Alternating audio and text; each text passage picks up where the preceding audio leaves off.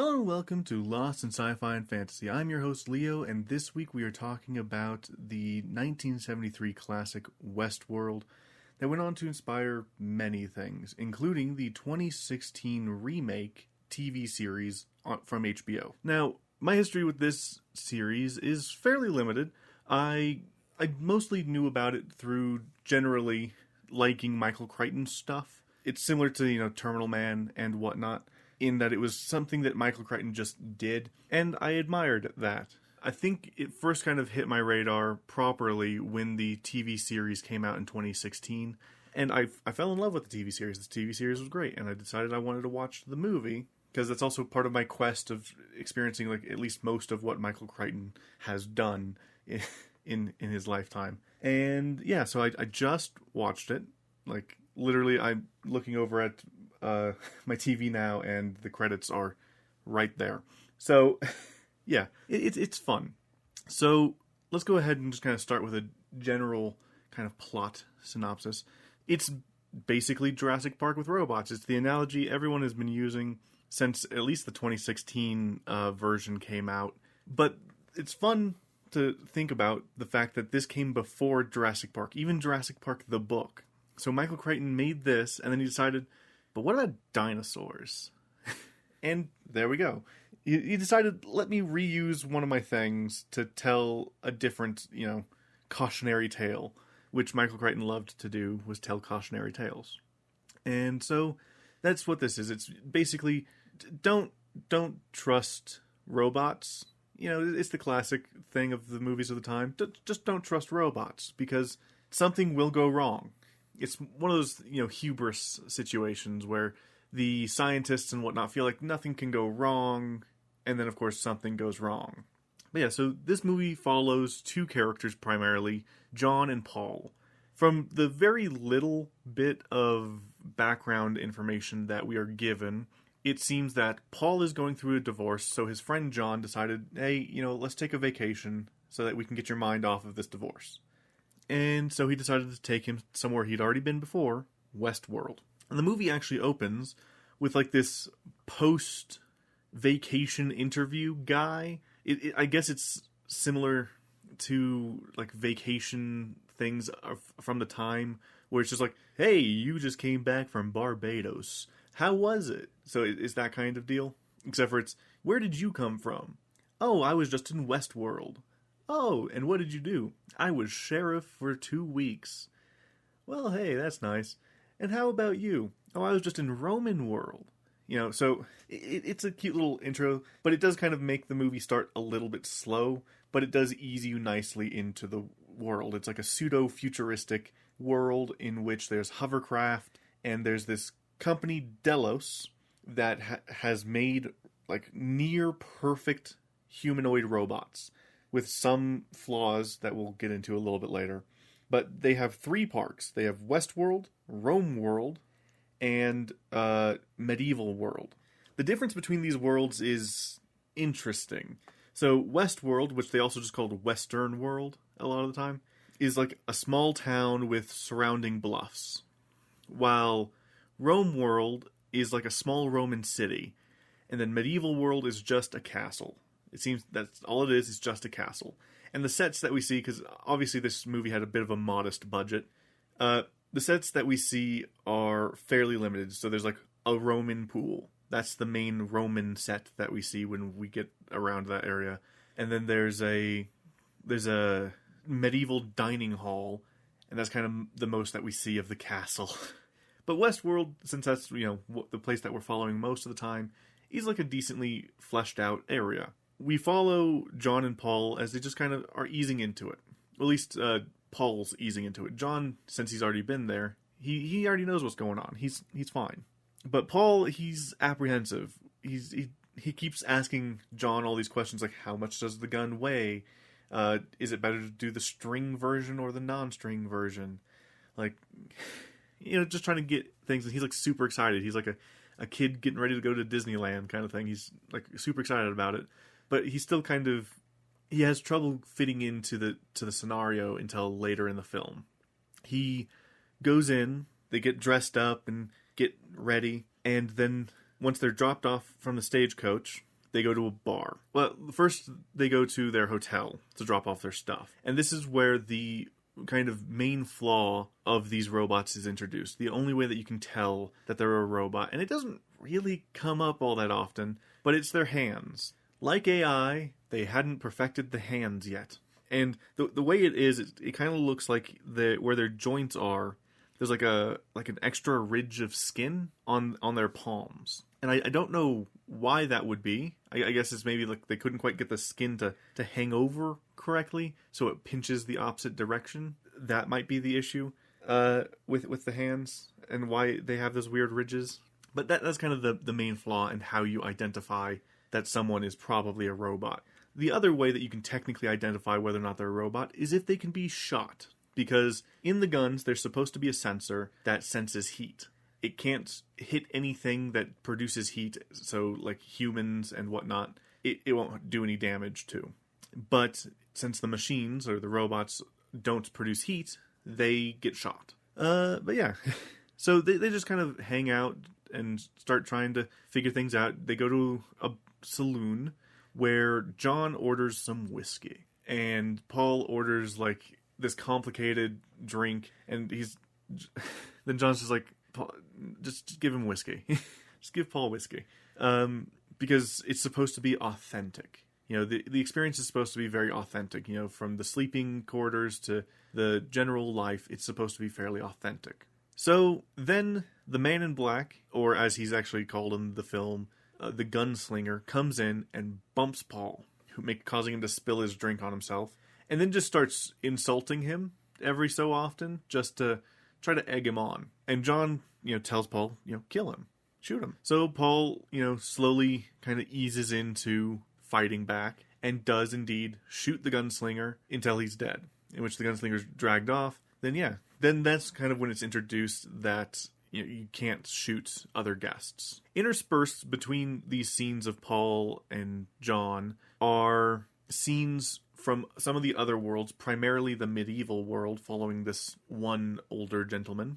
It also follows the engineers behind the scenes and what they're dealing with. The engineer scenes kind of don't have much going on, save for when it's following, I guess, the head engineer, who, when they're going through the repair sequence at night, is noticing that a lot of the robots are starting to develop more and more core issues, which is a bad thing, I guess. But yeah, so the main issue kicks off after John and Paul kick off with a daring escape, because the gunslinger corners John in his bedroom and Paul comes in and rescues him, shooting the gunslinger through a window. But for some reason Paul gets arrested, is sitting in jail.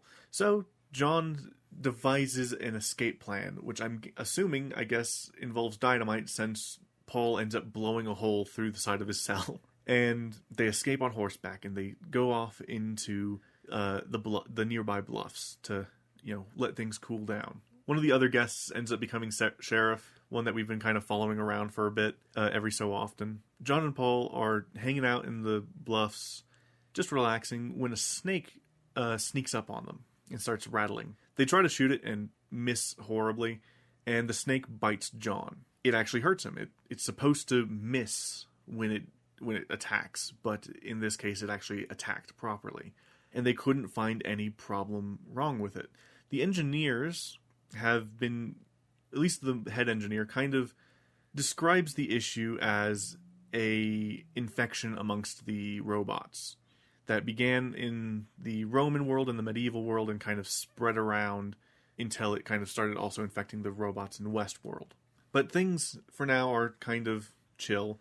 The guy hanging out in the medieval world, he is trying to court the queen and has been challenged to a duel by the Black Knight and is told of his weakness. And, so the engineers schedule that for tomorrow. And in the morning, when he goes to go to breakfast while prepping for the fight with the Black Knight, he gets confronted by said Black Knight. And the engineers are watching and keeping an eye on things, making sure it's okay. But when the Black Knight attacks, it's a long, drawn-out sword fight in which this guy ends up getting backed up more and more. He gets disarmed, and then he gets a cut on his arm, and the engineers try to stop it immediately, but it's not working, and the man gets stabbed and dies. Then we cut back to John and Paul waking up from the previous night's bar fight that they got into and were having a grand old time. But with their hangovers, they stumble back to their hotel and are confronted by the gunslinger, who John decides to take this time, in his hangover state, and he gets shot and gets flung back. And when he feels himself, he notices that he's actually been properly shot, and then he gets shot again and killed. So Paul books it. And this is when pretty much the rest of the movie happens. It's just kind of a long chase scene extended throughout the rest of the film. Meanwhile, with the engineers, to try to curb the robot problem, they shut down the power, trying to, stop the robots. But one issue they did not take into account was the fact that the doors to their room are managed by electronics. And also, side note to that, they're airtight for some reason. So they are in a fight against the clock, trying to open these doors, restore electricity, so that they don't suffocate and die. Spoiler alert, they die. They don't succeed. We find this out when Paul, who has been running from the gunslinger, he flees from the gunslinger on horseback and goes all the way into the nearby bluffs, and he tries to hunker down and get the jump on him, but instead he just leaves his gun. When the gunslinger, who the previous night was actually upgraded to have infrared vision and really intense hearing for some reason, and so he's able to hear Paul breathing super deep and shoots at him from afar.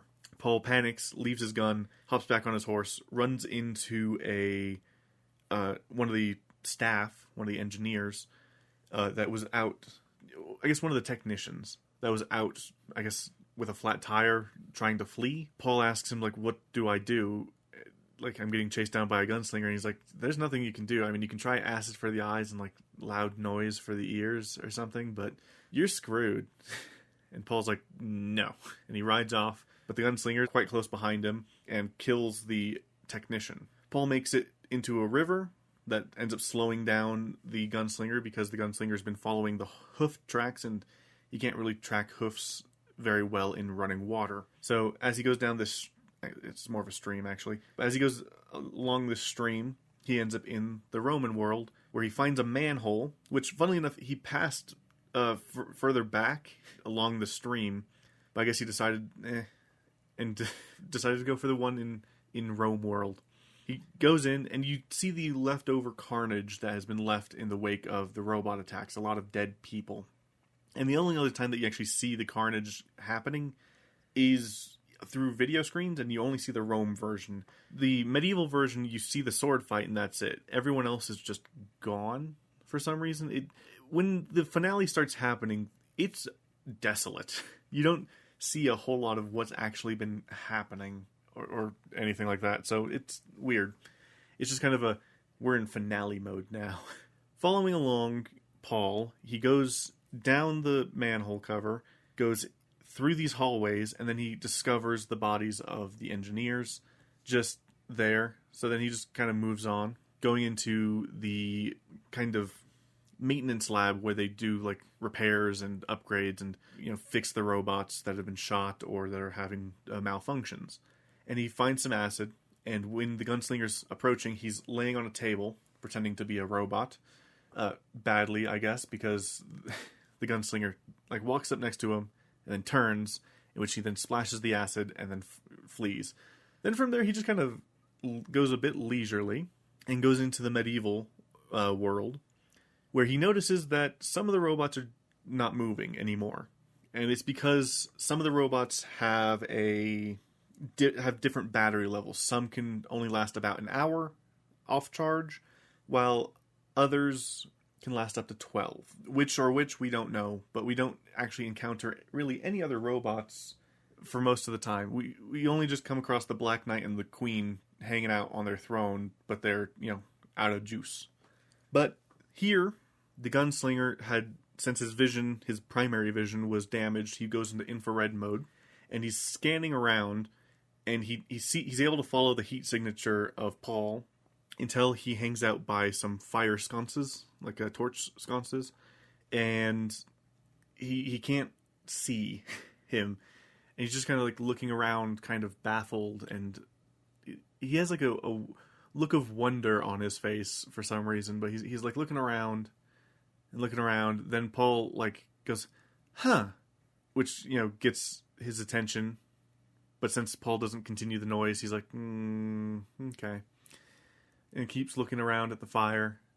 And then Paul, when he's about to try to sneak away, steps on like a shield or something, causes a lot of noise, and then the gunslinger attacks. And Paul pulls a torch off the sconce and catches the gunslinger on fire. The gunslinger burns, and Paul runs to a dungeon, notices a woman, tied up in the dungeon, and he assumes that it's a normal woman, and he lets her down, and he's like, "Don't worry, I'll help you." He gets her some water, and she's like, "No water," and he's like, "I'm just trying to help," and then he like forces the water onto her, and her face like sparks and pops, and smoke goes around her face. She was a robot, which I think that this would have been a good time for him to like check her hands or something. Use the plot device that you established earlier to like help him actually identify that this person that he thinks isn't a robot is a robot. That would have been nice, but oh well. But then, as he's staring at this robot that he thought was just a normal woman, he's ascending the stairs, and he gets jump scared by Crispy Gunslinger, who then just like falls off the stairs, and then he gets up, and you think, oh, he's gonna try to fight, but then he just turns around and he's missing his face, and then he falls on his back and just blows up. Movie over. Paul sits down to contemplate the events of the film, and the movie's done. It's a very interesting film, and I do enjoy it, but I will say that the 2016 remake it's better. This movie is full of cheesy horror like music that is kind of so bad that you notice it. You're forced to notice it. It like sits you down and is like, listen to this terrible music, and a lot of nothing is happening, because a lot of the time it's just Paul running for like the last 10 to 20 minutes. He's just running. First he's running in the desert, then he's running in Rome, then he's running through empty hallways, and then he's running through a medieval castle. He's a running away. But I definitely recommend it. It's a fun thing, especially since, one, this movie was written and directed by Michael Crichton before he did Jurassic Park. And also, it's an interesting thing to look back and see the origin of the hit HBO TV series. So I do highly recommend it. So, some interesting bits. There is a book adaptation of this film. It was written a year later by Michael Crichton, so the film came first, and then it was written into a book. But there is some extra legacy stuff. So there was a sequel TV series that came out in the 80s. Oh my goodness. Sorry, I'm just looking at the Wikipedia, and this movie's set in 1983. So the pseudo-futuristic thing is literally just that it's set 10 years down the line. That's insane. I didn't know that. You're not really given a date, really, in the film. So, So it had a sequel film that Michael Crichton didn't really have anything to do, called Future World, that is set 2 years after the original, which is a bit weird. It means that they were able to somehow, like, sweep it under the rug in 2 years, and then they were like, okay, let's do it again. But this time, future. Maybe the problem was that we were forcing robots to look into the past. Let's have them look into the future. Then it had a short-lived TV series, Beyond Westworld, which, funnily enough, I think you get at least the pilot I think it's either the pilot or the full series, because I think, let me see. Let's see, part of the features. Okay, you only get the pilot for Beyond Westworld on the Blu-ray version of Westworld, because I do have the Blu-ray version of Westworld. Yay. I will say it is painfully boring, the pilot for Beyond Westworld. It's kind of what you see in season 2 of Westworld, funnily enough, where it's people coming in and looking at the damage of what happened in Westworld. But boy, it's boring. It came out in the 80s, and it ignores Future World. So it's a direct sequel that ignores Future World and is just focusing on Westworld and the carnage thereof. Then there was also a game. There was a game in 1996 called Westworld 2000. And oh my goodness, it's weird looking. So, yeah, it came out in 1996. It's a first-person shooter that, according to this, was developed before Wolfenstein. But looking at the screenshots, one, everyone looks weird and, like, leathery. Especially, like, on the cover. It's fascinating to look at. It is very, very weird. It's one of those disasters that you look at and you can't look away.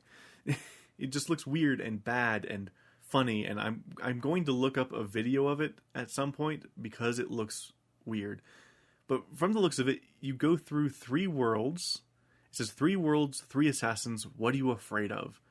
And it looks like one of the worlds is normal Westworld, but one is like Samurai World or Japan World or whatever. It has a samurai. And then I'm guessing that the last one is another Future World version. It looks like it's like a robot thing. I mean, of course, they're all robots, but this one looks more Tron robot than anything. But yeah, it's weird. It's weird to, one, know that there's a video game that has Westworld, and 2, it just looks, because it also looks like it's like a point-and-click adventure kind of first-person shooter. It's weird. It's one of those weird ones. Anyway, then of course there is the 2016 kind of redo of it, where the first season focuses solely on Westworld. Then the second season starts to like actually integrate different worlds. And then I don't know about the third or the fourth because I didn't watch them. I didn't have a chance to watch them yet, and they were taken off HBO Max right after season 4 finished airing, which is annoying. Oh well. But I do say that it's probably the better version of Westworld. It does take some of the elements... Well, it takes a lot of the elements from the original one and kind of enhances them, while also taking a lot of... like going in different directions with it. Basically showing that, you know, the problem with the robots is that they're too good. Like, the guy made the robots too good, and it was actually part of his intention to make them sentient, I think. I don't know. That's one of the downsides of newer Westworld, is that it does lean a little heavily on the mystery box thing, where, like, oh, what does this symbol mean? But does it really mean that? Kind of thing. It's weird. But overall, I think Westworld is a fabulous franchise overall. I do think it's a very interesting film, the original film. I want to read the book version to see if there's any differences, see if it goes into depth on more things. And of course, I do want to check out the other stuff, like I might choke down the Beyond Westworld if I can. I'm going to look into Westworld 2000 and Future World. I want to watch it just to see what they do. But other than that, yeah, I do highly recommend it. With that said, let us go ahead and get into the challenge update for this week. Alright, so it is update time, but before we do that, I do want to do a quick aside, because at the end of like the main part of the episode, I did talk about some extra Westworld stuff, and I looked into 2 of them. I looked into Future World, and I looked into Westworld 2000, the game. So Future World, Yul Brynner actually, joined and reappears. But for the most part, it is kind of just the same-ish movie. And Westworld 2000, I watched a video, like just some gameplay footage, and oh my god, does it look terrible. It is a mess. Like, someone threw it together and they were like, yeah, this is fine. A guy spawning on the roof over there, yeah, that's fine. These clunky-ass controls, well, it's the 90s, so it's fine. The constantly looping short a bit of music, yeah, that's okay. No clear direction, yeah, it all makes sense. It's just, oh my goodness, so bad. I do recommend looking up some footage of it just to see how bad the Westworld video game is. And the names of the worlds are Westworld, classic, Samurai World, and Orbit World. I'm guessing it's supposed to be like a space future situation, I guess. But yeah, so that's just something I wanted to mention, because let me pass on the weird knowledge of these, extra bits of Westworld media onto you. Anywho, on to the main actual bit of the update. So I finished Mark of Athena, and I have started the House of Hades. Now, the House of Hades is the longest book, I think, of this challenge period. So it's going to be a little bit difficult as it pertains to that, and also some other things. But first, let's talk about Mark of Athena. So Mark of Athena, I said in the YouTube Shorts update that it's fine. It's a bit slow to start, picks up, and then has a pretty good, ending. But it ends on a cliffhanger that a lot of people had to wait like a year to, resolve, which sucks. But overall, it's fine. My issue is that it feels like it could theoretically have been 2 to 3 books, because it's like non-stop action pretty much from the beginning to when they leave America. Then there's like not a whole lot that happens over the Atlantic, and then once they enter the Mediterranean, it's a lot of stuff again. So it could have technically been split in half and, separated out, but yeah, it's just one of those things where, like, by the time you finish the book, you look back at what you read and you're like, oh yeah, that happened in this book. And a lot of times you tend to glaze over what happens in America, because the book is mostly about Annabeth following the Mark of Athena, and that doesn't happen until, like, the last fourth of the book. Yeah, it's a bit rough as it pertains to that. But yeah, the best scene that happens over America is Percy and Annabeth accidentally falling asleep in the stables together, and then the fallout that follows that. That's probably the best part of the America bit. Otherwise, yeah, not a whole lot happens. Percy's a sad sack in this book, because no one wants to talk to him, and he just kind of generally feels like he's not doing what he should be. Jason, we don't hear... Do we hear much of how he feels? Well, we do. He talks with Percy about how he feels like he's just been knocked out for most of the adventure. So he's not very happy about that. But yeah, it's fine. I am getting sick and tired of the secrets, though. I mentioned it earlier, like, I think during Son of Neptune, how everyone has a secret. And I also mentioned how it was kind of something that was developing in this book as well, Mark of Athena. And it is. It's something that goes through. It's scenarios where if they just had a small conversation here or there, they might have been able to figure it out faster.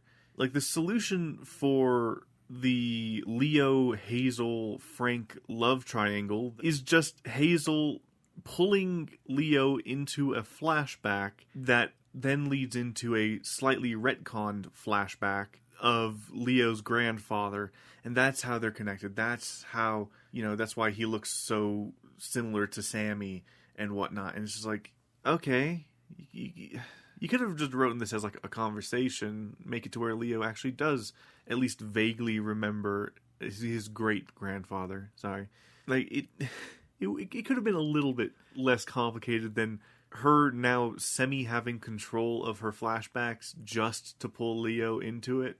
It's weird. And then just so Piper has been seeing visions in her knife, and she has stated she shares some of what she sees, but she saves one specific one to herself for no real reason, and that is the vision of her, Percy, and Jason drowning in a well. She doesn't share it. For no reason, she doesn't share it. Until they are literally about to go into it. They're about to descend a staircase into this weird dark well of a place. And she's like, yeah, so I saw a vision of us, like, drowning. And they're like, oh, there shouldn't be water in there. Percy goes and checks it out. Yeah, there's no water. Come on down. It's like, yeah, but she saw it filling up, and it's so weird. She waits until a moment where no matter what, they have to forge ahead to tell them, like, oh, I saw a vision of us drowning here. It's like, oh, yeah, I could have used that information sooner. Maybe we would have, gone a different direction or something. I don't know.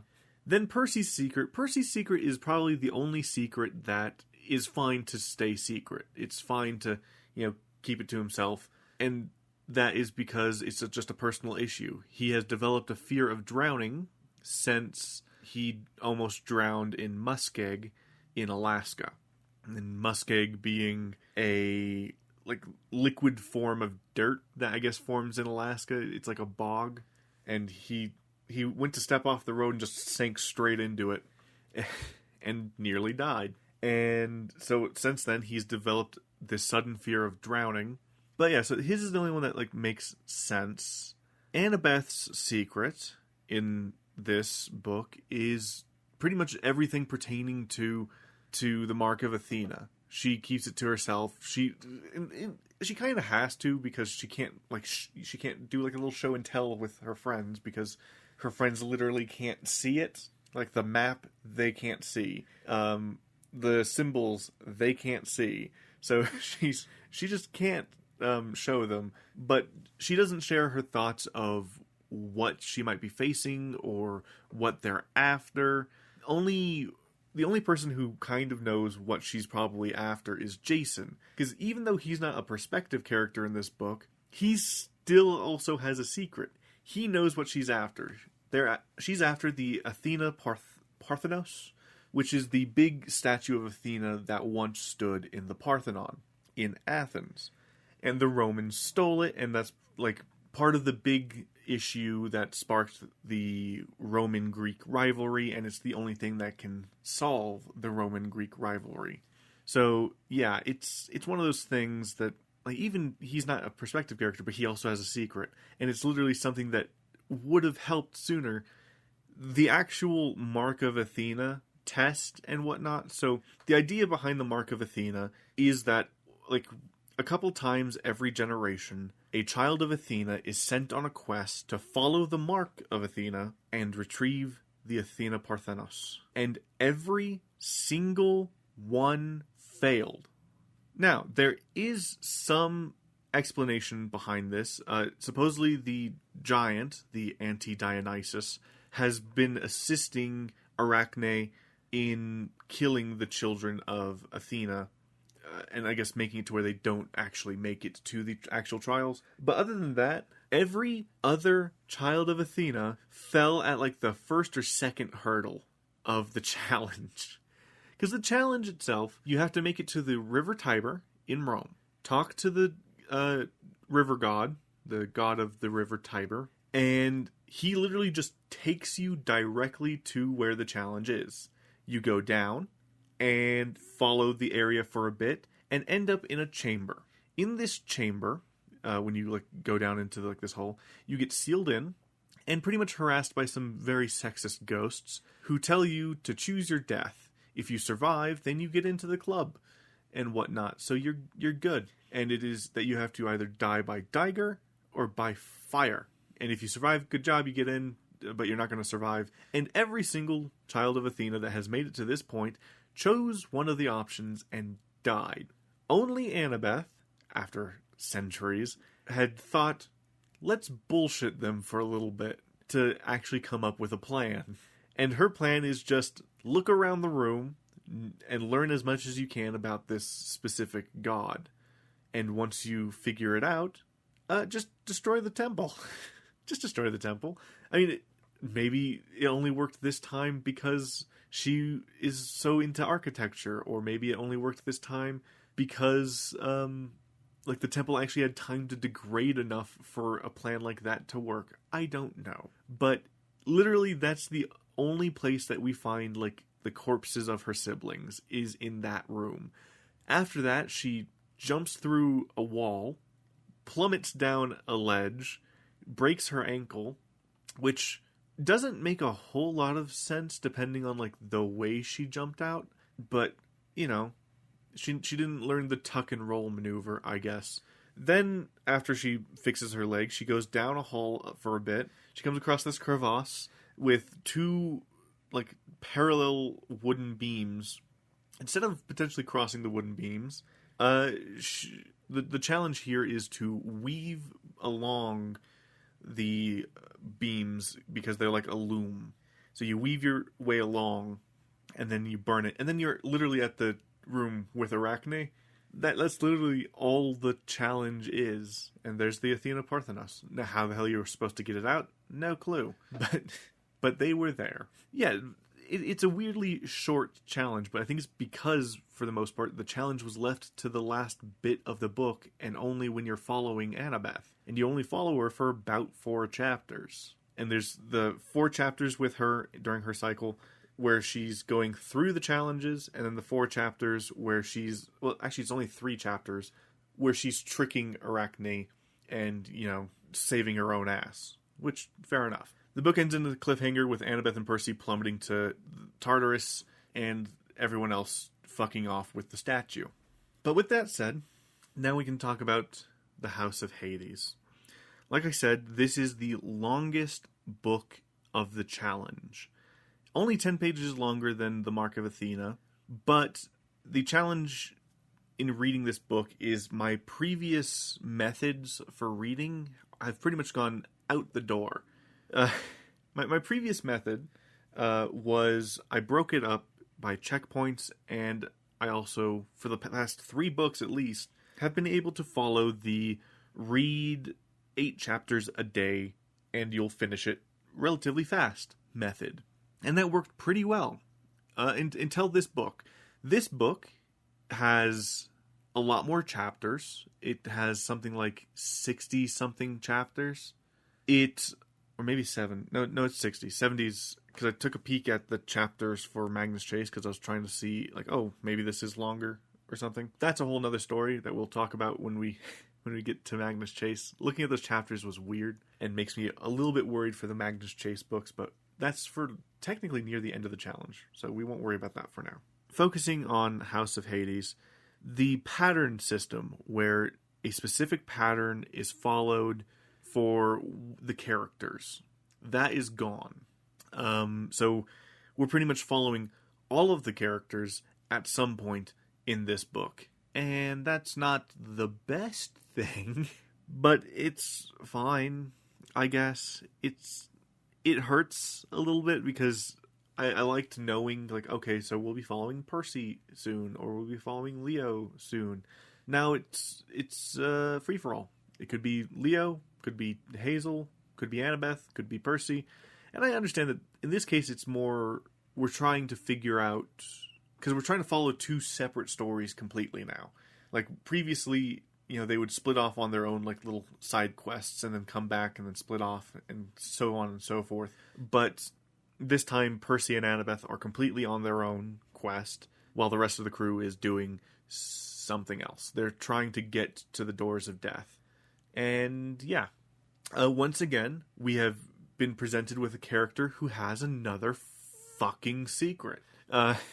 This time, it's Hazel. Hazel's the character that has a secret within the first chapter of this book. Her secret is she has been told by Nico that when they get to the doors of death, she has to face down a witch. Hazel has been told, she might not have been told who the witch is, because she asks Hecate who who the witch is, and Hecate's like, if I told you, she would then be aware of you, so I'll not. And Hazel's like, okay, fair enough, I guess. But yeah, and luckily, a little bit later, she does technically tell them, but they're still withholding some kind of information for some reason. The explanation is that if she tells them, they're going to worry. They have enough on their plate kind of situation. They're going to worry, and then they're going to start fighting, because I guess in the past couple of days since Percy and Annabeth got yeeted into a pit, their cohesion's gone to shit. Where I'm currently at is following Leo as he hunts down some dwarves in Bologna. That's pretty much it. I am having trouble fully easing in. I know that some of my favorite stuff happens in this book. Like, I do generally enjoy Percy and Annabeth's trek through Tartarus, and I also quite enjoy Leo's journey through this book. But I do not get to... I'm not going to talk about it right now, because I know what happens later on in this book with Leo, but we shan't discuss that for now, because that is for next week's discussion. Sometime during the month of June, I intend to review Jurassic Park, the movie. I can't review the book yet because I'm in the middle of this challenge, and I don't have time. Though I do intend, probably the first book I'm going to read after this challenge is going to be Jurassic Park, because it's my comfort book. It's the book I come back to relax and decompress. And I can take as long as I want to read it, damn it. That's what I'm looking forward to. Taking as long as I want to read it. This challenge is fun, and I would love to hear if anyone is, following along with me. Probably doing a lot better than me. But yeah, I've been able to develop a bit of a strategy for this book, and that is pretty much I just have to hit my checkpoints. So I have checkpoints set at every 50 pages, as well as a halfway point checkpoint and the last 100 and last 100. And it's just a way for me to visualize how much farther I have in the book to go, and just how bad it might be. But for the most part, I'm just going to be following the 50s checkpoints, and with that, I should be able to finish the book by Thursday, maybe Friday at the latest, if I'm pushing it a little bit. It depends on how this week goes, to be honest. There's a lot of stuff up in the air for this next week, and we'll just have to see how it goes as time goes on.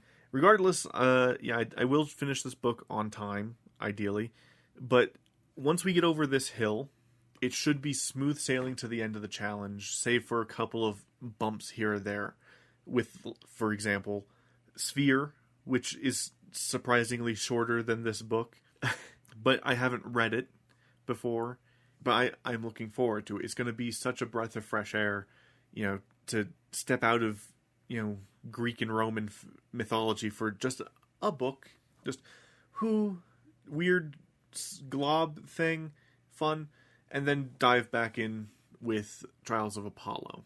Actually, I think I have a book I have to read before Trials of Apollo, but still. Because I believe where I've set the first Kane Chronicles book is before Trials of Apollo.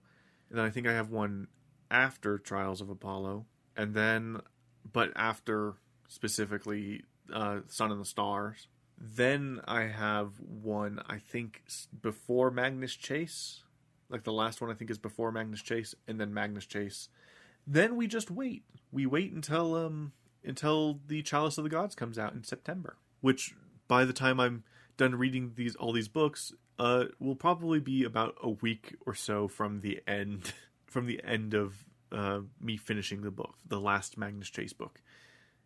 It's a long challenge, and there's going to be a whole lot of bumps and whatnot that come along to cause issues. Anyway, thank you guys so much for watching. If you guys enjoyed this, feel free to, follow the podcast wherever you listen. Feel free to review the podcast, and keep keep an eye out for like the stuff I'm doing on the YouTube side of things, and like, comment, and subscribe there. It's an interesting time for me, and it's just gonna get more interesting, sadly, or excitingly, who knows. Anyway, I'll talk to you guys later. Goodbye.